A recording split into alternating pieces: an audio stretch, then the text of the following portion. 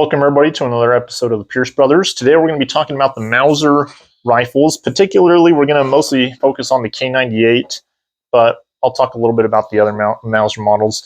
This one's a K98 that I've built up into a sniper variant using turret mounts, an original World War II issued Zeiss 4-power optic.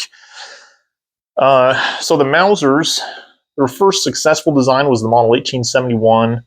I'm not going to focus too much on their history. Those are separate videos for other days, but they went through the model 1871, 1889, 1890, 91, 92, 94, 95, 96, before they finally got to the Mauser 98. This one is the best of the bunch in my opinion. They use a cock on opening action, so when you lift the bolt handle, that's what actually it cocks then. Most of the other designs used a cock on closing design, so when you're closing the bolt, you're cocking it at that point, and it's pretty stiff closing those last like inch or so. So you'll hit kind of a wall right there, and you got to kind of use a little force to close it. The Mauser 98 in particular, one of the most prolific firearms in history. I think there's some sources claim like 100 million of them have been built. They're used by almost every country in the world at one point or another, or a Mauser derivative.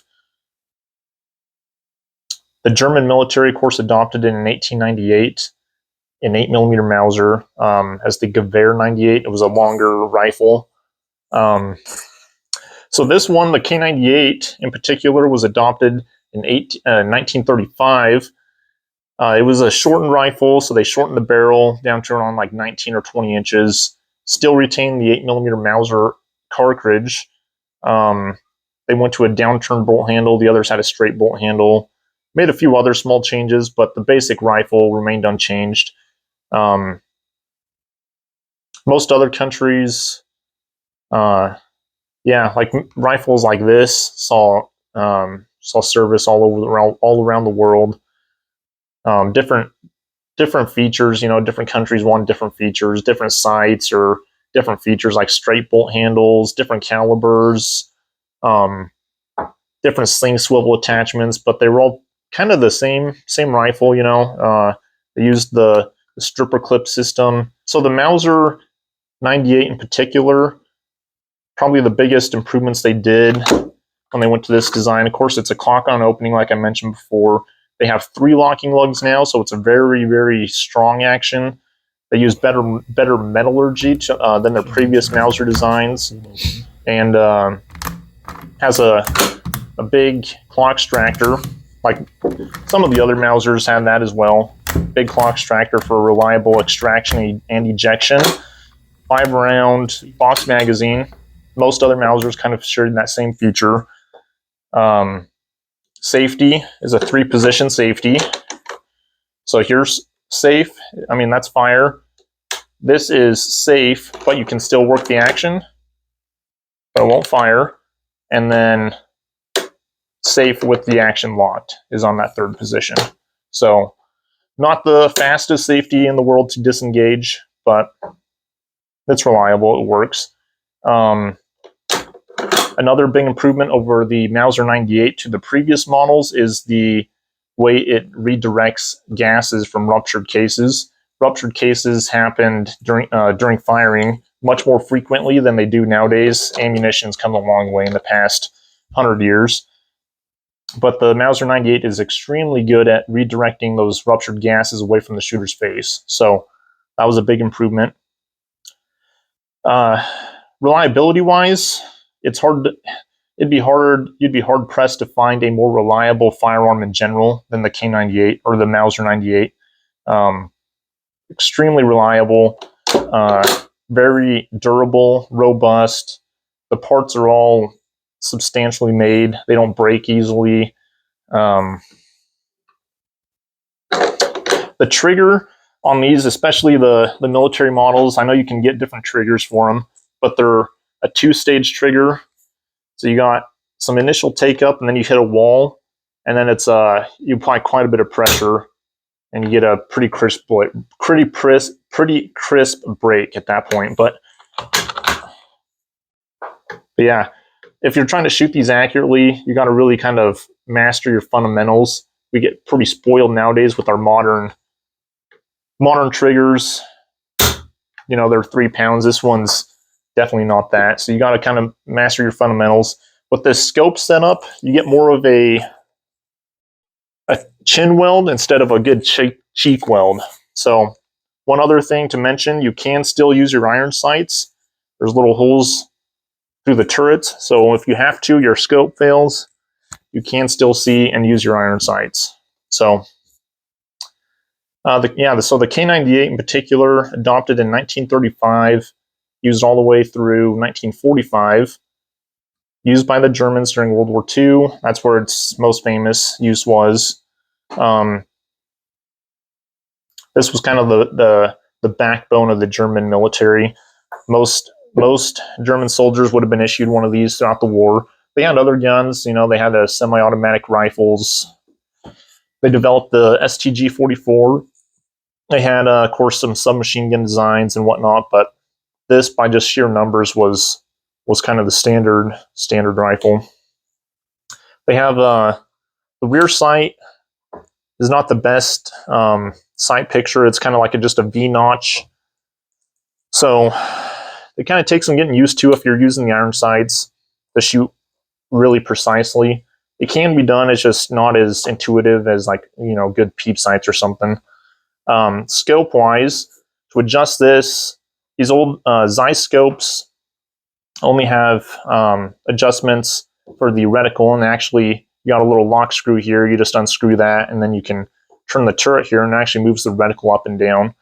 I just scratched a little bit of a witness mark there, so if I have to adjust elevation, I know where to put it back to retain 0. To adjust elevation, it's external adjustments through the mount. So you got screws on each side that you loosen and tighten to move the scope side to side. So accuracy, this rifle in particular shoots on a cold barrel, and if I'm doing my part at 100 yards, I'll shoot generally sub-MOA. I'm mostly using PPU 198 grain full metal jacket ammo. It'll generally shoot sub-MOA, you know, around like ½ inch or so if I'm doing my part. On a hot barrel, I was actually doing some testing with that. Shot a 13-shot group on a hot barrel, so started on hot barrel. I'd been shooting it earlier, and I put 13 rounds on a really gusty, windy day in like 2.7 inches. So not the best shooting in the world, and that's not match ammo, you know. But yeah, that's what I did with a hot barrel. So the K98 in particular, I think they had to shoot a 4.8 inch group, a kind of equivalent to that, to be accepted. Most of them will shoot better than that, but that was kind of the max allowed in accuracy department. So they're not the most accurate rifle in the world, but they're meant to be kind of mass-produced, combat accurate rifle, you know. So in that regard, they're definitely plenty accurate.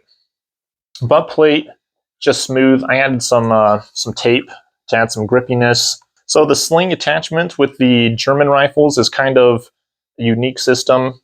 I don't know of any other countries that really used a sling attachment system like the Germans did, but they basically just have a slot in the stock here and a metal tab, a leather tab here.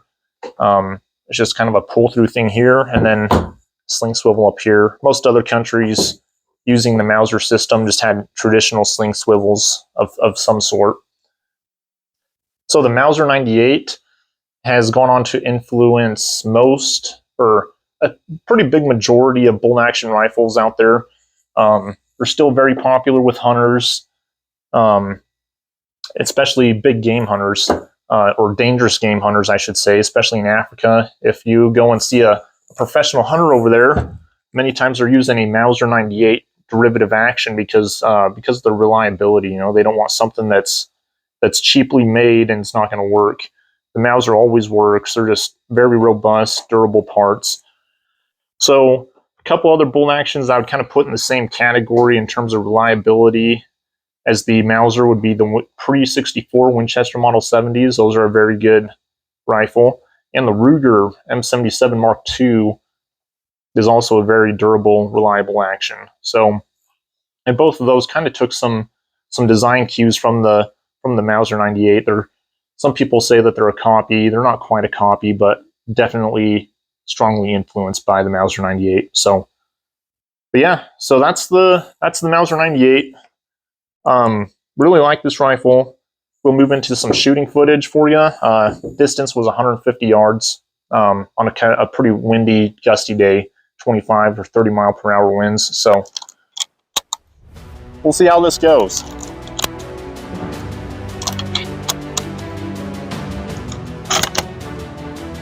I'm gonna use the sling to help stabilize. It's a little windy.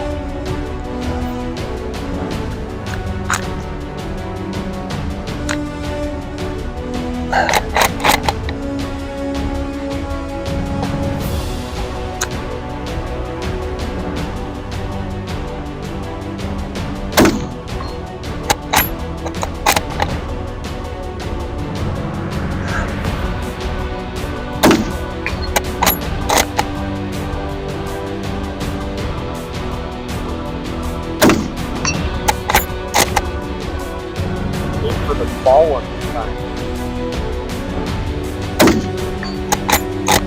Is that the little one? Yeah, I've been shooting the little one. Oh, yeah.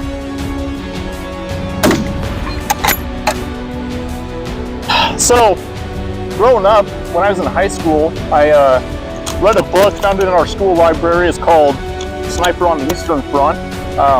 It's the memoirs written by a German sniper that fought the Russians in World War II. And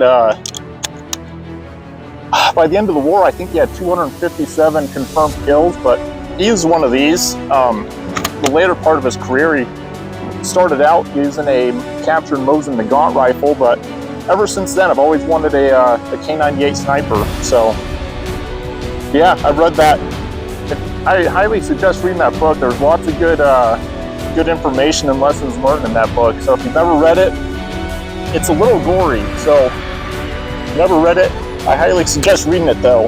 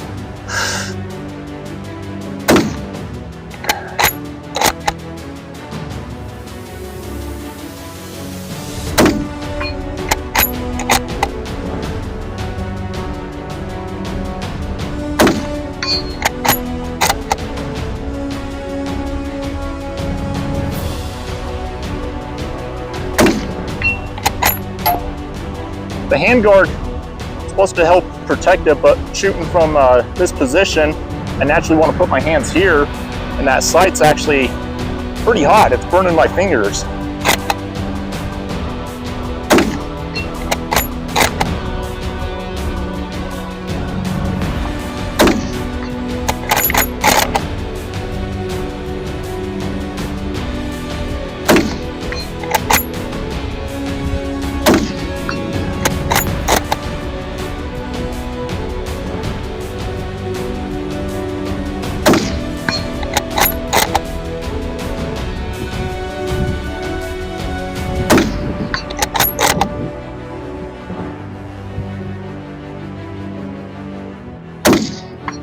I'm really liking this rifle. It's a lot of fun. So yeah, thanks for watching this episode of the Pierce Brothers. We'll talk to you guys later.